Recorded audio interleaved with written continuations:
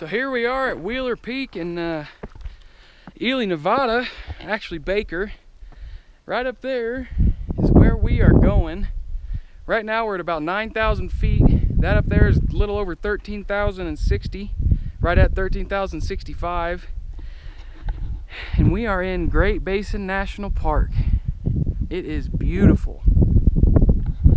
We're excited to get to the top of the mountain and see what we can find up there. See what we can see up there too.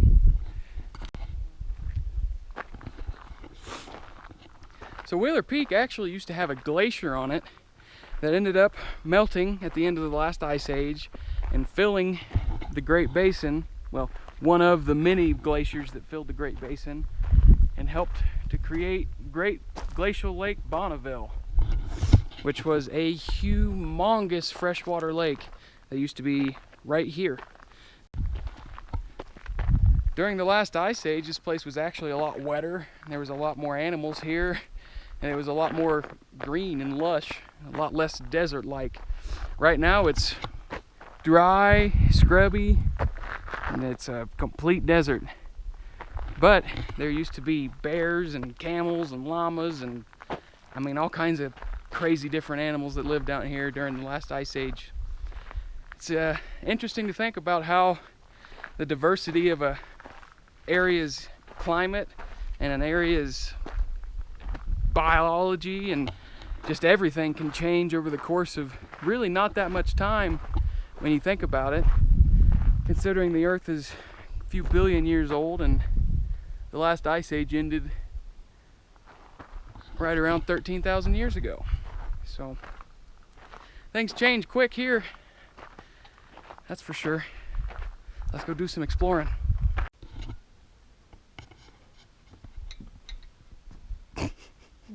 You doing a little observing. I took the tall one, so she had to make do. But man, it is beautiful. There's actually people up there. We were able to spot them right here. See if you guys can see them through the telescope. Awful tiny. Awful tiny little guys. That's gonna be us up there here in a little bit. Wild. It's awful far away over there. I actually found something else interesting I was looking right at but didn't even notice. So this whole area here is a glacial cirque that was created by the glacier that sat on top of Wheeler Peak. And there's actually still glacial ice in there. Let me make sure I'm looking at it in the telescope and I'll show you. Oh yeah, there we go. There it is. If you can see it, it's the lighter spots on your screen. It's kind of hard to get the GoPro to focus through this telescope. But yeah, there is the remnants of a glacier here at Wheeler Peak. Well, we got to the top of this road just to find out that we had been misled and you cannot drive all the way to the peak. You can only get within about, a day's hike of it. So we decided we would just look at it from afar and enjoy the view and turn back around and head back down. I think we can find plenty of other stuff to explore today and plenty of other stuff to make videos about. So we'll see you at the bottom of the mountain. All right, so we got down the mountain, had a good day of exploring over in Baker, Nevada. But we're back here in Ely, back going towards the claim. We're gonna go see if we can't get ourselves a little bit of gold today also. It's been a great third day here. We're having a heck of a lot of fun. Excited to see what else we can get into. Let's go. We're putting on some hip waders. Normally I'm the one that shows up unprepared, but this time she came with nothing but a pair of sandals. So we had to go to the local ranching store and pick up some cheap waders for her. So these were the cheapest things they had. So hey, if it works, it works. Don't knock it till you try it. Well, we are back on the claim. Got ourselves a little plant here, a little excavator, backhoe, a little hole. But we are just gonna do some hands and pans. Take a little bit of water out of there, get ourselves a panning tray and go down in that hole and just pan till our hearts are content. And we've got ourselves a bucket full of gold. All right, we're gonna get to it. See you in the hole. Whew. So these conditions we're working in are dry, dry, dry. We're having to bring water to our panning spot via 5-gallon bucket and just truck it all over here and throw it in our panning tote. This is definitely a little bit different operation than we're used to having to deal with. Normally we just pull right up to the creek and run our sluice box right there. So it's kind of fun to have to deal with a different situation and see the different ways of dealing with that and how you go about finding gold out here. So that's what I'm going to do, or at least try. I'm going to try and find me a few pieces of shiny gold. Let's get to work.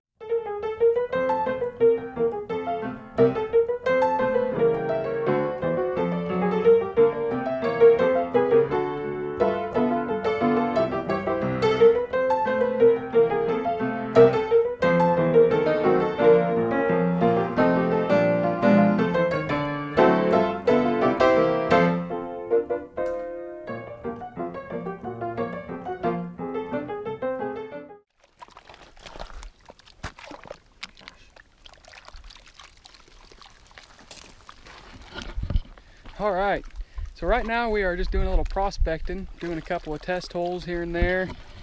I've done one here, all up and through here. Got one out of the wall up there that she's working on right now.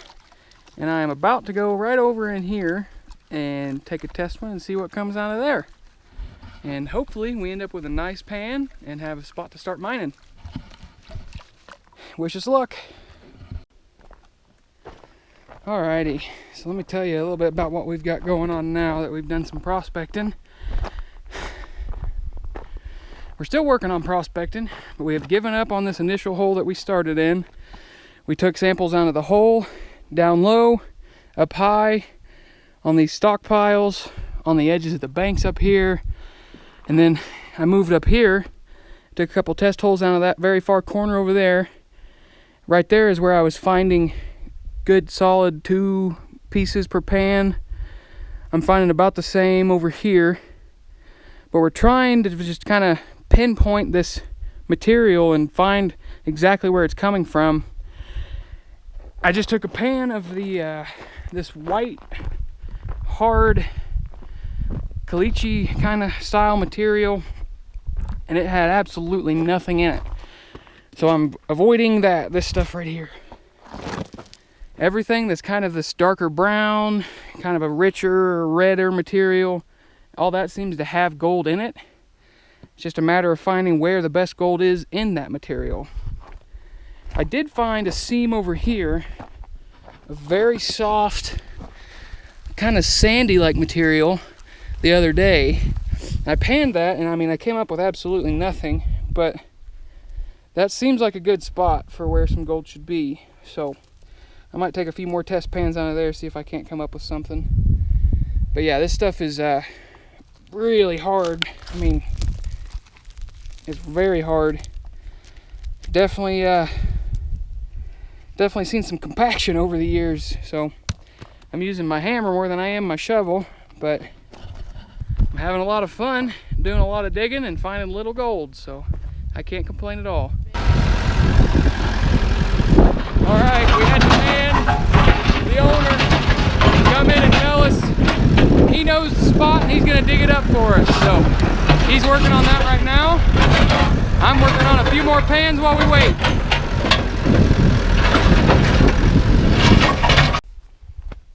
Well, Bandit didn't find any nuggets, but he dug that hole out over there for us with the help of the backhoe. We found a little bit of gold in there right on bedrock, but I still kept coming back to this spot right here, especially under this rock, right along. It's almost like a false bedrock right through here, where this stuff is just hard as could be, all right through there, and you can see it, that white layer of stuff. And then right above it is just soft material, and that's the best gold I was finding all day. Just multiple pieces, bigger pieces in every pan. So I've been digging it out and panning it, or concentrating it down, and getting a bucket full to take home with me. And I'm gonna try to put together some kind of tabletop sluice that I can sluice it all out and see how much gold we've got. All right, I will see you guys back at the house. Yeah.